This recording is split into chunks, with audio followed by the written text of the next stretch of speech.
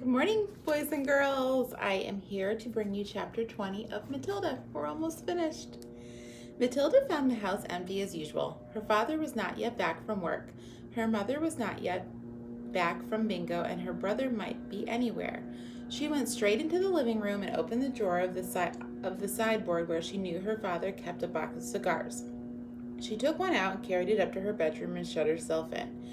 Now for the practice, she told herself. It's going to be tough, but I'm determined to do it. Her plan for helping Miss Honey was beginning to form beautifully in her mind. She had it now in almost every detail, but in the end, it all depended upon her being able to do one very special thing with her high power. She knew she wouldn't manage it right away, but she felt fairly confident that with a great deal of practice and effort, she would succeed in the end. The cigar was essential. It was perhaps a bit thicker than she would have liked, but the weight was about right. It would be fine for her practicing.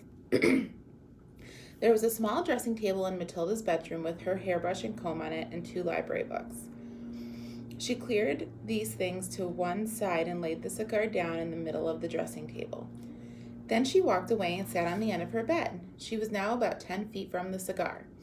She settled herself and began to concentrate, and very quickly this time she felt the electricity beginning to flow inside her head, gathering itself behind the eyes, and the eyes became hot, and millions of tiny invisible hands began pushing out like sparks toward the cigar. "Move," she whispered, and to her intense surprise, almost at once the cigar with its little red and gold paper band around its middle rolled away across the top of the dressing table, and it fell onto the carpet. Matilda had enjoyed that. It was lovely doing it. It had felt as though sparks were going around and around inside her head and flashing out of her eyes. It had given her a sense of power that was almost real. And how quick it had been this time. How simple. She crossed the bedroom and picked up the cigar and put it back on the table. Now for the difficult one, she thought. But if I have the power to push, then surely I also have the power to lift.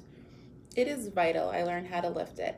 I must learn how to lift it right up into the air and keep it there.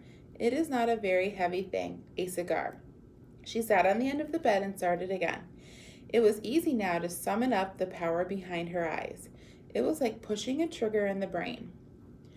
At first the cigar started to roll away, but then with Matilda concentrating fiercely, one end of it slowly lifted up about an inch off the table. With a colossal effort, she managed to hold it there for about 10 seconds, then it fell back again. "Phew," she gasped. I'm getting it. I'm starting to do it." For the next hour, Matilda kept practicing, and in the end she had managed by the sheer power of her eyes to lift the whole cigar clear off the table, about 6 inches into the air, and hold it there for about a minute. Then suddenly she was so exhausted she fell back on the bed and went to sleep. That was how her mother found her later in the evening. "What's the matter with you?" the mother said. "Are you ill?" "Oh, gosh," Matilda said, sitting up and looking around. "No, I'm all right. I was a bit tired, that's all." From then on, every day after school, Matilda shut herself in a room and practiced with the cigar, and soon it all began to come together in the most wonderful way. 6 days later, by the following Wednesday evening, she was able not only to lift the cigar up in the air, but also to move it around exactly as she wished. It was beautiful. "I can do it," she cried. "I can really do it. I can pick up the cigar up just with my eye power and push it and pull it in the air any way I want." All she had to do now was to put her great plan into action.